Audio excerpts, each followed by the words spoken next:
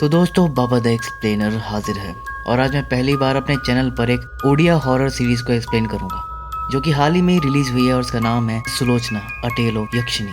तो ये एक यक्षिणी हॉरर स्टोरी है और पर्सनली मुझे तो यक्षिणी या पिशाचनी वाली हॉरर स्टोरीज काफी पसंद है और मेरे ख्याल से आपको भी पसंद होगी। तो चलिए बिना किसी देरी के जल्दी से वीडियो स्टार्ट करते हैं। तो ये कहानी 4 दोस्तों की है। राज, अंकित, रोहन और सिड चारों बैचलर थे और किराए के घर में रहते थे। राज ने कंप्यूटर साइंस में बीटेक किया हुआ था और वो जॉब ढूंढ रहा था। आए दिन वो इंटरव्यूज देता रहता था लेकिन उसकी जॉब नहीं लग रही थी। सेम अंकित के साथ था, वो भी इंटरव्यूज पर इंटरव्यूज दिए जा रहा था लेकिन उसकी भी जॉब नहीं लग रही थी। रही बात रोहन की, तो उसे तो डायरेक्टर बनना था।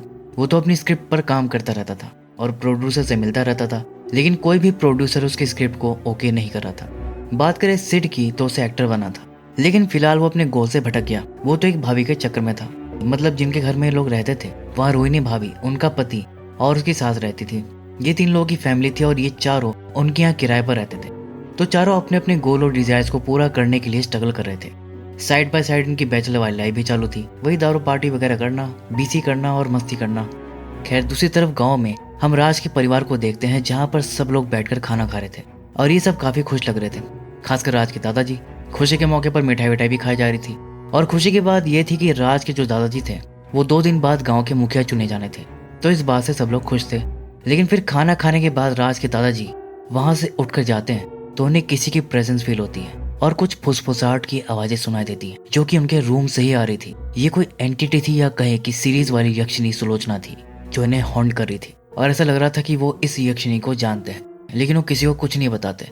फिर वो क्या करते हैं कि चुपचाप अपने रूम का दरवाजा बंद करते हैं और फिर खुद को पंखे से लटका कर अपनी जान दे देते हैं। और वो एंटिटी स्मोक की फॉर्म में उनकी बॉडी के अराउंड मूव कर रही थी। दूसरी तरफ राज और दोस्त लोग सब लगे हुए थे, उनकी पार्टी वार्टी चल रही थी। तभी राज को कॉल आता है गांव से कि तुम्हारे दादा गुजर गए। ये सुनकर राज को काफी बड़ा झटका लगता है, क्योंकि राज अपने दादा के काफी क्लोज था। तो अब राज तुरंत जो है वो अपने गाँव के लिए निकल जाता है। इधर राज के घर वाले शौक में थे कि अचानक ये क्या हुआ, पिताजी ये क्या कर लिए। मतलब 2 दिन बाद ही गांव के मुखिया बनने वाले थे, वो काफी खुश भी थे, तो अचानक वो ऐसा कदम क्यों उठा लिए। फिर जब राज गांव आता है, दादा के बारे में पूछता है कि वो कैसे मरे, तो उसके पिता चाचा दोनों झूठ बोल देते हैं कि उनकी मौत हार्ट अटैक से हुई है। कोई भी घर में उसे सच नहीं बताता, सब उसे यही बोलते हैं कि दादा हार्ट अटैक से खत्म हुए हैं। तो राज को तो सच्चाई का पता नहीं लग पाता। लेकिन जब उसके दादा की अर्थी लेकर जा रहे थे तो वहां पर हम एक बाबा को देखते हैं और उनको देखकर ऐसा लग रहा था कि जैसे वो जानते हैं कि इनके साथ क्या हुआ है। खैर, राज के गांव में उसकी गर्लफ्रेंड थी वर्षा, तो वो उसे मिलता है और बातें वगैरह करता है कि अचानक दादा की मौत से उसे कितना बड़ा दुख पहुंचा है। वर्षा जो थी वो भी इसकी फैमिली को बचपन से जानती थी, तो वो भी इसके दादा के क्लोज थी और उसको भी काफी खराब लगा था। दोनों ही इस बारे में बात कर रहे थे और एक दूसरे को सांत्वना दे रहे थे। फिर इन सब के बाद हम देखते हैं कि राज अपने दादा के रूम में जाता है। वहाँ उसके दादा का बक्सा था जिसमें उनकी बिलोंगिंग्स रखी थी, वो निकाल कर देखने लगता है तो उसमें कुछ उनकी पुरानी फैमिली फोटोज वगैरह थी। अब उसी संदूक में, मतलब उस बक्से के अंदर उसे एक बुक मिलती है। राज उस किताब को खोलता है तो उसके पहले पन्ने पर किसी सुलोचना नाम की यक्षिणी का जिक्र था और उसके अगले पेज पर भी सुलोचना की पोर्ट्रेट्स वगैरह थी। मतलब वो बुक सुलोचना की ड्राइंग से भरी पड़ी थी और साथ में कुछ मंत्र भी लिखे थे, जिसे राज पढ़ने लगता है। और उन्हें पढ़ते पढ़ते अगले ही पल वो खुद को एक गुफा में पाता है, जहाँ पर पूरा जो एटमॉस्फेयर था वो रेड कलर का था और वो गुफा एक्चुअली में सुलोचना की थी। पूरे गुफा में राज को पायल की छन छन सुनाई देती है, जैसे कोई उसकी तरफ बढ़ रहा हो, लेकिन उसे कोई भी दिखाई नहीं दे रहा था, बस आवाज सुनाई देती है। सुलोचना उसका नाम पुकार रही थी बार बार और क्रीपी तरह से हंस रही थी, जिससे डरकर वो एकदम से उड़ जाता है। इतने में वहीं पर उसकी माँ जाती है। वो पूछती कि बेटा क्या हुआ, तो राज अपनी माँ को बताता है कि मैंने एक डरावना सपना देखा। तो उसकी माँ कहती कि तुम यहाँ क्यों सो रहे हो, यहाँ मत सो, ये तुम्हारे दादा का रूम है, वो अभी खत्म हुए हैं, तुम्हें यहाँ नहीं सोना चाहिए। राज बताता है कि मैं बस इस रूम को देखने आया था, पता नहीं थकावट के कारण आंख लग गई और कब मैं सो गया पता ही नहीं चला। तो उसकी माँ कहती है कोई बात नहीं, तुम जाकर छत पर सो जाओ, यहाँ मत सोना आज के बाद। असल में वो किताब राज ने सपने में नहीं पढ़ी थी, बल्कि सच में वो उस किताब को पढ़ा था और फिर अपने सपने के अंदर वो सुलोचना की गुफा में गया था, जहाँ उसे सुलोचना की आवाज सुनाई दी थी। तो राज अब छत पर खटिया वटिया डालकर सोने चला जाता है, लेकिन राज को नींद नहीं आती क्योंकि उसके दिमाग में सुलोचना ही घूम रही थी और वो किताब भी अपने साथ लेकर आया था। तो क्या करता है कि उस किताब को फिर से पढ़ना चालू कर देता है और फिर इसके बाद हम देखते हैं कि राज अब उस किताब में घुसा पड़ा था। दिन रात अकेला जंगल वंगल में बैठकर वो उस किताब को पढ़ रहा था, उसके मंत्रों को सिद्ध करने में लगा पड़ा था। फिर एक रात क्या होता है कि जब राज छत पर सो रहा था तब उसके कान में आवाज आती है, सुलोचना उसको पुकार रही थी। फिर राज उठकर बैठ जाता है और वो क्या देखता है कि उसके सामने एक पोर्टल टाइप सा कुछ खुलता है इसके अंदर वही रेड कलर की गुफा दिखाई दे रही थी और उसके अंदर से सुलोचना की आवाज आ रही थी जो राज से ये बोलती है कि तुमने मुझे बुलाया और मैं आ गई, जो भी इच्छा है मुझसे मांग लो, मैं पूरा कर दूंगी। राज कहता है कि क्या सच में जो भी मांगो तुम दोगी? जिस पर सुलोचना कहती है कि हाँ। तो राज कहता है कि बस मैं इतना चाहता हूँ कि मेरी जॉब लग जाए 15 लाख पैकेज के साथ। जिस पर सुलोचना कहती है कि तथास्तु, और उसके बाद वो चली जाती है। दूसरी तरफ हम राज के दोस्तों को देखते हैं जिनकी लाइफ ऐसे ही चल रही थी। इतने में राज जो है वो गाँव से लौट आता है। अगले दिन वो देखते हैं कि राज एकदम से बढ़िया से तैयार व्यार होकर कहीं जा रहा था, तो लोग उसे टोक देते हैं, कहते हैं कि भाई तू सुबह सुबह इतना तैयार होकर कहाँ जा रहा है? जिस पर राज उन्हें बताता है कि भाई मेरी जॉब लग गई और पैकेज है 15 लाख का। ये सुनकर तो सबके होश उड़ जाते हैं कि भाई ये कैसे हुआ, तेरी इतनी बड़ी लॉटरी कैसे लग गई? जिस पर राज उन्हें पूरी बात सच सच बता देता है कि जब वो गाँव गया था तो उसके दादा के रूम से किताब मिली जिसमें कुछ मंत्र दिए थे और उसमें लिखा था कि मंत्रों को अगर 7 दिन तक पढ़ा जाए तो सुलोचना नाम की एक यक्षिणी आती है और जो भी मांगो वरदान के रूप में दे देती है। मैंने ऐसा ही किया और 7 दिन बाद मुझे एक लाल रोशनी दिखाई दी। सुलोचना ने मुझसे बात की, मैंने उसे जॉब वाली विश मांगी और मेरी सच में जॉब लग गई। लेकिन ये जो तीनों होते हैं ना, ये उसकी बात पर यकीन नहीं करते। इनका कहना था कि तेरा बस तुक्का उक्का लग गया है और यक्षिणी की कहानी वहानी सुनाकर तू हमारी मौज ले रहा है। खैर अब एक बंदे की जॉब लग गई थी, वो भी इतनी अच्छी खासी। तो फिर इनकी पार्टी वार्टी शुरू हो जाती है। सब लोग फुल मजे में थे, छत पर पार्टी वार्टी करके सब वहीं सो जाते हैं। फिर अगले दिन राज बाहर निकलता है तो वहाँ एक कौवा मरा पड़ा था ठीक उसके दरवाजे के सामने, यानी कि पहला नेगेटिव साइन। लेकिन राज उसे इग्नोर कर देता है और कौवे की लाश को ले जाकर डस्टबिन में डाल आता है। इसके बाद हम देखते हैं रोहन को, जो कि चुपके से राज की गैर मौजूदगी में उसके बैग से वो बुक निकालता है और उसे पढ़ने लगता है। यानी वो राज की बात पर बिलीव कर रहा था, लेकिन उसके सामने बन रहा था कि मैं इन सब में नहीं मानता। और हम ये भी देखते हैं कि ये सब करते हुए, मतलब वो किताब पढ़ते हुए, सिड उसे देख लेता है, लेकिन वो उसे कुछ नहीं बोलता। क्यों? क्योंकि सिड भी इस बुक को चुपके से पढ़ रहा था, और सिर्फ सिड ही नहीं, अंकित भी। फिर एक टाइम पर सबको ही पता चल जाता है कि ये लोग क्या कर रहे हैं। सबको पता चल जाता है कि ये सभी उस बुक के मंत्रों को सिद्ध करने में लगे हुए हैं। अब जैसा कि राज ने बताया था, 7 दिन तक सब मंत्रों को वैसे ही पढ़ते हैं, लेकिन 7 दिन बाद कुछ नहीं होता, यक्षिणी वगैरह नहीं आती। तो इन्हें लगता है कि राज ने झूठ मूठ के इन्हें कहानी सुनाई है और ये एक तरह का प्रैंक है और ये बुक भी फर्जी है। लेकिन कुछ टाइम बाद वो था ना सिड, जिसे एक्टर बनना था, उसके सपने में सुलोचना आती है और वो खुद को उसी रेड गुफा में पाता है और वहां पर सुलोचना उसे वरदान मांगने को कहती है। तो सिड पता है यहाँ पर क्या मांगता है? ये नहीं मांगता कि मुझे बहुत बड़ा एक्टर बनना है, बल्कि वो ये मांगता है कि मुझे रोहिणी भाभी के साथ फ्रेंडशिप करनी है। और यक्षिणी उसे वरदान दे भी देती है, कहती है कि तथास्तु। और उसके अगले दिन क्या होता है कि दरवाजे पर नॉक होता है और जब वो दरवाजा खोलता है तो सामने रोहिणी भाभी खड़ी थी। वो उसे किस कर देती है और सीड्यूस करने लगती है। मतलब सिड ने जो मांगा था वो मिल गया था। रोहिणी भाभी उसे लेकर अंदर चली जाती है और सिड भाभी के साथ फ्रेंडशिप कर लेता है, जिसमें रोहिणी भाभी ही उस पर ज्यादा हावी थी और इस बीच वो उसकी छाती में काट भी लेती है। तभी दरवाजे पर नॉक होता है, जिससे सिड डर जाता है कि एकदम से कौन आ गया, कहीं मैं पकड़ा ना जाऊं। तो जब वो दरवाजा खोलता है तो उसके होश उड़ जाते हैं, क्योंकि सामने कोई और नहीं, रोहिणी भाभी का ही पति था। और उसे बोलता है कि तुम्हें इतनी देर क्यों लगी दरवाजा खोलने में, अंदर क्या कर रहे थे? जिस पर सिड को सांप सूंघ जाता है। फिर रोहिणी का पति खुद से ही बोलता है कि मुझे पता है कि तुम क्या कर रहे थे, खाना खा रहे थे ना। तो सिड झूठ मूठ में हाँ मिला देता है कि हाँ मैं खाना खा रहा था। इस पर रोहिणी का हस्बैंड कहता है कि पता है मुझे कैसे पता चला कि तुम खाना खा रहे थे, क्योंकि तुम्हारे शर्ट पर सॉस लगा हुआ है। लेकिन वो सॉस नहीं था, खून था। रोहिणी भाभी इतनी जोर से काटी थी कि खून निकल आया था। और तभी क्या होता है कि रोहिणी का पति रोहिणी को आवाज लगाता है, जिससे सिड की सिट्टी विट्टी गुम हो जाती है। वो सोचता है कि इसे पता लग गया, लेकिन रोहिणी अंदर से निकल के नहीं आती, बल्कि बाहर से आती है। ये लोग तो उसे कोई फंक्शन का कार्ड देने आए थे और सिड रोहिणी भाभी को बाहर देखकर हक्का बक्का रह जाता है। यानी जो सिड के साथ फ्रेंडशिप करके चली गई वो रोहिणी नहीं, यक्षिणी सुलोचना थी। लेकिन सिड को कुछ भी समझ नहीं आ रहा था कि ये सब क्या चल रहा है। वो तो इस सोच में पड़ा था कि जब रोहिणी भाभी यहाँ है तो अंदर में किसके साथ फ्रेंडशिप कर लिया, वो कौन थी।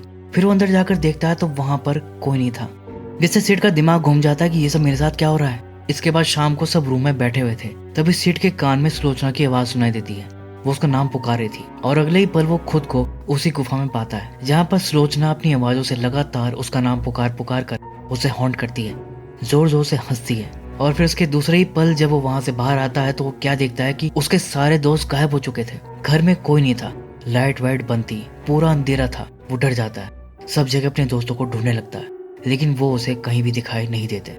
फिर इसी दौरान वो छत पर जाकर देखता है तो वो सब यहाँ पर थे।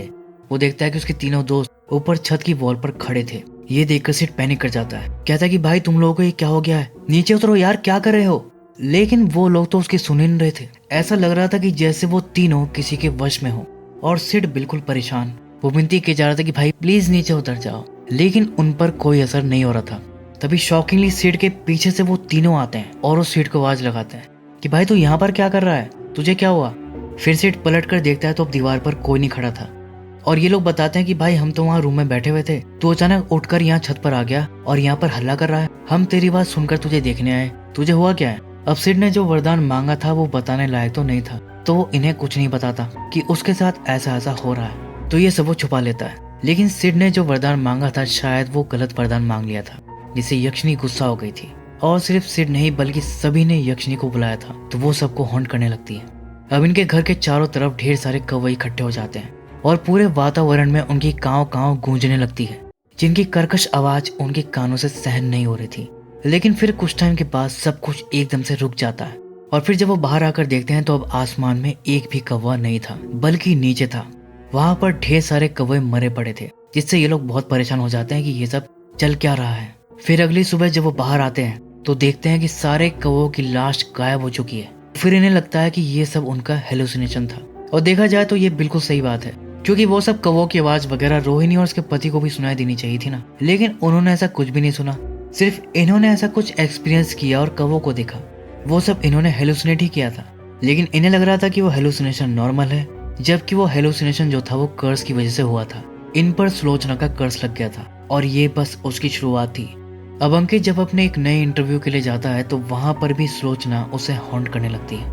उसके कानों में सुलोचना की आवाज सुनाई देती है और फिर अगले ही पल वो भी उसी रेड कलर की गुफा में पहुंच जाता है। और फिर वहां से बाहर आता है तो उसके आसपास जितने भी लोग थे ना वो सब गायब हो जाते हैं, जिससे वो एकदम से परेशान हो जाता है कि ये सब कहाँ चले गए। लेकिन एक्चुअल में कोई भी लोग गायब नहीं हुए थे, सब वहीं पर थे। लेकिन अंकित ऐसा हेलुसिनेट कर रहा था कि वहां पर कोई नहीं है। और फिर वो सब लोग ही उसे पकड़कर हिलाते हैं, उसे होश में लाते हैं और पूछते हैं कि भाई तुम्हें क्या हो गया, तुम्हारी तबीयत वगैरह तो ठीक है। अब अंकित उन्हें क्या बोलता, वो तो खुद शौक में था कि मेरे साथ हो क्या रहा है। वहीं दूसरी तरफ रोहन, जिसकी जैसे तैसे एक प्रोड्यूसर से डील हो गई थी और अपनी फिल्म की शूटिंग कर रहा था, लेकिन तभी उसको सुलोचना हॉन्ट करने लगती है, उसे आवाज लगाने लगती है, जिससे वो सुलोचना की गुफा में पहुंच जाता है। और फिर जब वो वहां से बाहर आता है तो सेम चीज उसके साथ भी होता है। वो भी वही हेलुसिनेट करता है कि सब लोग गायब हो चुके हैं। वो डर जाता है, लेकिन सब लोग वहीं मौजूद थे और वो सोच रहे थे कि रोहन पागल हो गया है। वो लोग उसे पकड़कर होश में लाते हैं कि भाई क्या हो गया आपको। अब दूसरी तरफ राज शाम को ऑफिस से लौट रहा था तो सुलोचना धुएं के फॉर्म में उसके कान में घुस जाती है, जिससे उसे कुछ हो जाता है और उसे विस्परिंग टाइप सी आवाज सुनाई देती है, जो कि अचानक से बहुत तेज हो जाती है। फिर वो खुद को एक जंगल में पाता है और वहां पर भी सब रेड था। फिर कुछ टाइम के बाद सब नॉर्मल हो जाता है। फिर वो घर पहुंचता है तो सबके सब परेशान थे और वो अपना अपना एक्सपीरियंस बताने लगते हैं। तभी वहां पर रोहिणी का पति आता है। वो बोलता है कि उनका पड़ोसी जिम्मी उनके पास अपनी बिल्ली छोड़कर गया था और अब पता नहीं वो कहाँ चली गई, मिल ही नहीं रही। वो उनसे पूछता है कि क्या तुम लोगों ने उसे देखा है, लेकिन उन लोगों को नहीं पता था। फिर इसके बाद क्या होता है कि जब वो अपने घर के अंदर जाते हैं तो उन्हें तेज बदबू आ रही थी किसी के लाश के सड़ने की। और फिर किचन के अंदर उन्हें उस बिल्ली की लाश मिलती है। उसके हाथ पैर कटे हुए थे और अतड़िया वगैरह सब बाहर पड़ी थी। तो ये सब देखकर वो बहुत डर जाते हैं। सिड क्या कहता है कि भाई मुझे तो लगता है कि ये घर शापित हो चुका है, हमें अब इस घर में नहीं रहना चाहिए, हम इस घर को छोड़ देंगे। उसका कहना था कि मेरे दोस्त का एक गेस्ट हाउस है जो कि खाली पड़ा है, तो जब तक सब ठीक नहीं हो जाता वहीं पर जाकर रहते हैं। और ये लोग भी मान जाते हैं कि ठीक है ऐसे ही करते हैं। फिर ये सब अपना पैकिंग वैकिंग करके सीधा गेस्ट हाउस पहुंच जाते हैं। गेस्ट हाउस पहुंचकर सब बिल्कुल टेंशन फ्री हो जाते हैं। इन्हें लग रहा था कि बला टल गई, जबकि ऐसा कुछ नहीं था, क्योंकि शापित वो जगह नहीं थी, शापित ये लोग थे। अब ये कहीं भी चले जाए, सुलोचना का श्राप अब इनका पीछा नहीं छोड़ने वाला।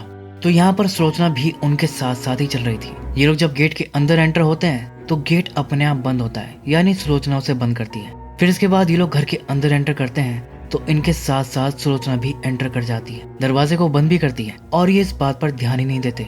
ये लोग तो बिल्कुल टेंशन फ्री थे। अब गेस्ट हाउस में पहला दिन तो उनका ठीक ही रहता है, मतलब कुछ नहीं होता इनके साथ, और ये लोग अपना सब पिछला भुलाकर अपनी आगे की लाइफ पर फोकस कर रहे थे।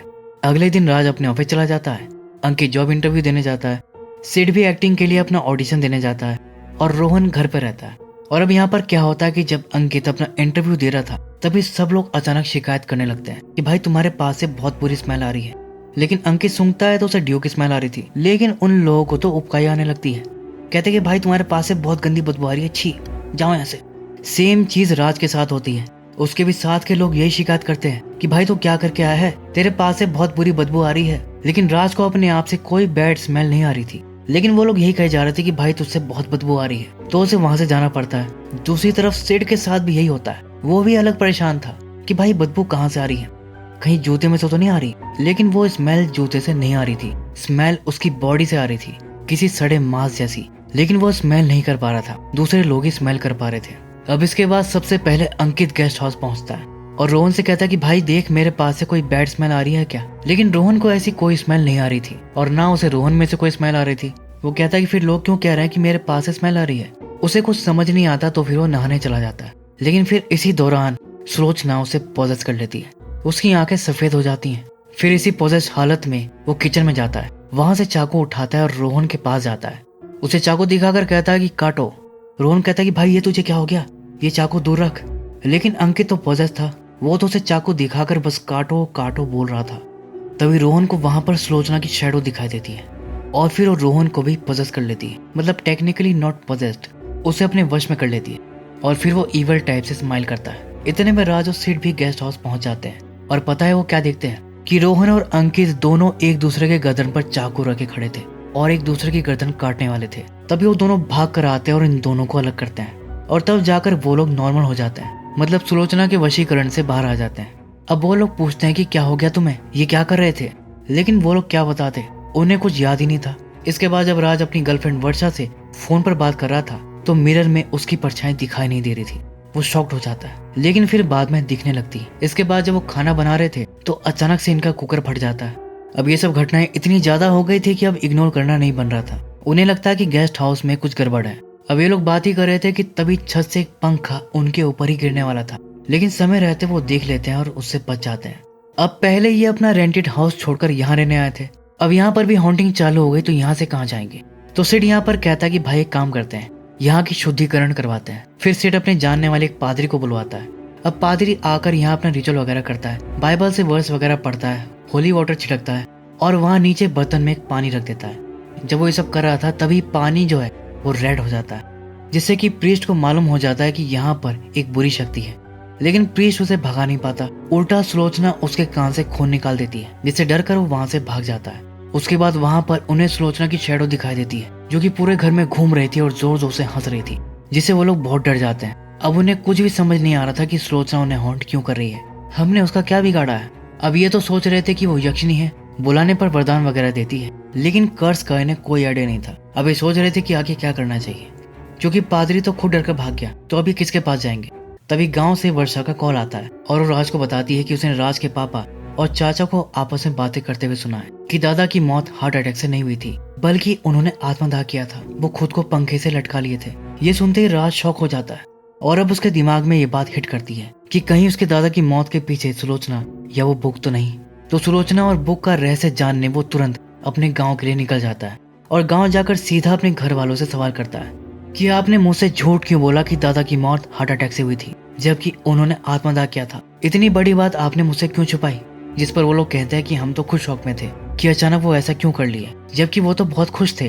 अब तुम्हें बताते तो तुम पुलिस के पास चले जाते, फिर उनकी बॉडी को ले जाकर उनका पोस्टमार्टम करते, उनकी चीर फाड़ करते, और इन्हें ये सब नहीं चाहिए था, इसीलिए ये लोग झूठ बोल दिए थे। लेकिन राज कहता कि आपको मुझसे बात तो करनी चाहिए थी, मुझसे झूठ क्यों बोला, और नाराज होकर चला जाता है। इसके बाद राज क्या करता है कि जितने भी लोग उसके दादा को जानते थे उन सब लोगों से बात करता है। उनसे पूछता है कि क्या दादा ने कभी सुलोचना नाम की यक्षिणी या किसी किताब के बारे में जिक्र किया था। तो उसके दादा का एक जानने वाला होता है, वो उनको बहुत शॉकिंग बात बताता है कि सुलोचना कोई यक्षिणी नहीं है, बल्कि असल में वो 500 साल पुरानी एक वेंजफुल स्पिरिट है, जिसके पास काइंड ऑफ यक्षिणी जैसी पावर्स है। फिर ये इन्हें सुलोचना की 500 साल पुरानी कहानी सुनाता है, जिसमें कि यह था कि तब यहाँ अश्विनी डायनेस्टी के राजा भवता कुंदम का राज हुआ करता था, जिन्होंने बाहरी राजाओं से कई लड़ाई लड़ी, लेकिन एक राजा से वो युद्ध हार गए और अब उसने यहाँ की सत्ता ले ली थी। और जो एक दूसरा राजा था वो बहुत ज्यादा ठरकी था। और भाई अब तक मैंने राजा वगैरह की जितनी कहानी सुनी है उनमें से इतना ठरकी राजा तो मैंने नहीं देखा। मतलब इसकी हर लड़की पर गंदी नजर रहती थी और कोई भी सुंदर लड़की इससे बचती नहीं थी। मतलब इसके राज में कोई भी सुंदर लड़की सेफ नहीं थी। कुल मिलाकर इसके राज में किसी लड़की का सुंदर होना उसके लिए कर्ज जैसा था। और इसके अंडर में जितने भी काम करने वाले लोग थे, इसके सैनिक वगैरह जो भी थे, उन सबको इसने इसी काम में लगा रखा था कि मतलब मेरे लिए सुंदर सुंदर लड़की ढूंढ कर लाओ। और जो जितनी सुंदर लड़की लेकर आएगा उसको उतना ही सोना चांदी इनाम में मिलेगा। तो इस तरह का घटिया सिस्टम इसके राज में चल रहा था। अब इसी राज्य में सुलोचना भी रहती थी और वो एक ब्राह्मण परिवार से थी। जस्ट उसका 16वां जन्मदिन था। उसी दिन राजा के सैनिक सुंदर लड़की की तलाश में घूम रहे थे और उनकी नजर सुलोचना पर पड़ गई। उन्होंने देखा कि ये तो बहुत सुंदर है, इसे राजा को ले जाकर दूंगा तो मुझे ढेर सारे सोने से लाद देगा। वो लोग सुलोचना को जबरदस्ती उठाकर ले गए और उसके बाद शाम को सैडली सुलोचना की बॉडी एक घोड़े के ऊपर वापस आती है, जिससे सुलोचना के पिता बहुत ज्यादा दुखी हो जाते हैं और बिल्कुल टूट जाते हैं। वो सब अपना पूजा पाठ जो करते थे वो सब भी छोड़ देते हैं और जंगल में भटकने लगते हैं। और फिर जंगल में ही उनकी मुलाकात कुछ तांत्रिक लोगों से होती है जो वहाँ पर अपनी तंत्र साधना वगैरह करते थे। सुलोचना के पिता उन्हें अपनी समस्या बता देते हैं कि उनके साथ ऐसा ऐसा हुआ है, जिस पर तांत्रिक उनकी मदद करते हैं। फिर यही तांत्रिक क्रिया से सुलोचना की आत्मा को यक्षिणी लाइक पावर्स दिए, मतलब वो विश और कर्स दोनों दे सकती है, और उसे बुक के साथ बाइंड कर दिए। यह कहे कि ये बुक ही सुलोचना है और जो भी इसमें लिखे मंत्रों को पढ़कर सुलोचना को समन करेगा, सुलोचना उसे कर्स कर देगी। और क्योंकि उस राजा को खत्म करना बहुत जरूरी था, नहीं तो ऐसी कितनी लड़कियों के साथ करता। तो अब उसके पिता क्या करते हैं कि एक साधु का भेष बनाकर राजा से मिलते हैं और उसे बुक देकर कहते हैं कि अगर आप इस बुक में दिए मंत्रों को 7 दिन तक पढ़ोगे तो आपकी हर इच्छा पूरी होगी, आपको बहुत सुंदर सुंदर लड़कियां प्राप्त होंगी। अब ये सुनते ठरके राजा खुश। फिर वो अपने सब काम वाम छोड़कर मंत्रों को सिद्ध करने में लग जाता है। लेकिन 7 दिन बाद उसे मिलती है सुलोचना जो उसे कर्स कर देती है। और फिर उसके साथ भी वही होता है जैसा इन लोगों के साथ हो रहा है, मतलब उसकी दिमागी हालत खराब होने लगती है, पागल होने लगता है और एंड में वो बिल्कुल पागल हो जाता है और उसकी मौत भी हो जाती है और उसकी आत्मा उसी गुफा में कैद हो जाती है जो कि काइंड ऑफ सुलोचना की अपनी एक रियल में है। और सिर्फ वो नहीं, जितने भी लोग सुलोचना के कर्ज से मरे हैं सबकी आत्मा उसी रियल में अटक जाती है और वहीं पर उनकी आत्मा प्रताड़ित होती रहती है। मतलब ये समझ लो कि वो जगह इन सब आत्माओं के लिए हेल है, इसलिए वो जगह रेड कलर की है। अब ये सब जानते ही वो डर जाते हैं क्योंकि बुक के मंत्रों को तो वो भी पढ़े थे।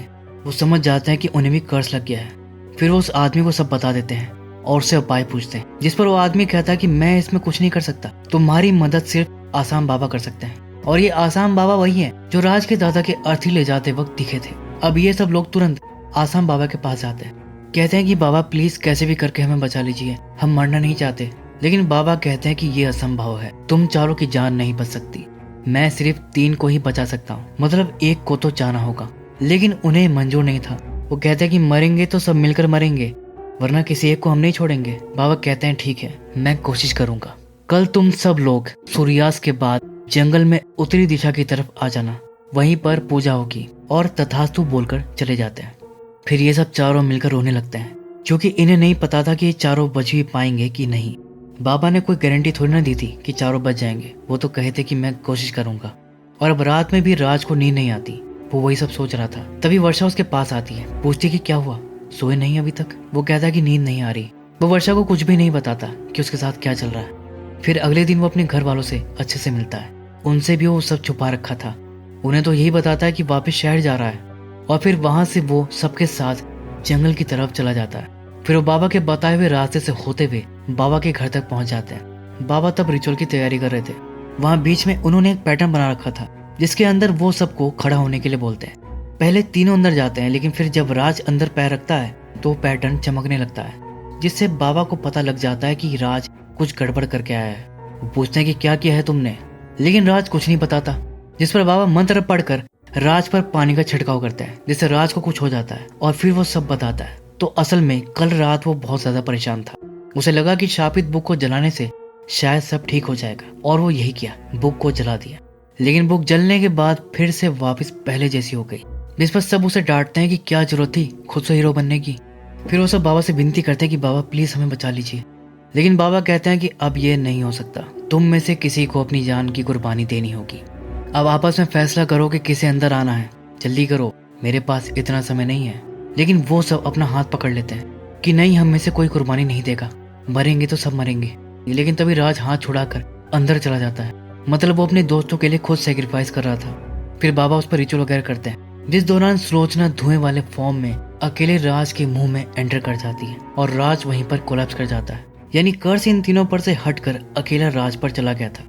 लेकिन उसके दोस्त लोग उसकी हालत देखकर बहुत परेशान हो जाते हैं और उसे लेकर तुरंत हॉस्पिटल जाते हैं। डॉक्टर राज को होश में लाने की पूरी कोशिश करते हैं, लेकिन वो होश में नहीं आता और बाहर आकर वो चारों से कहता है कि राज कोमा में चला गया, जिससे तीनों दुखी होकर रोने लगते हैं। लेकिन तभी इधर राज अचानक से अपनी आंखें खोलता है और उठकर बैठ जाता है। फिर वो बाहर आकर देखता है तो पूरा हॉस्पिटल खाली था। फिर वो हॉस्पिटल से निकलकर बाहर रोड पर आ जाता है और देखता है कि सब जगह सन्नाटा था, मानो पूरी दुनिया खाली है और वो अकेला यहाँ पर है।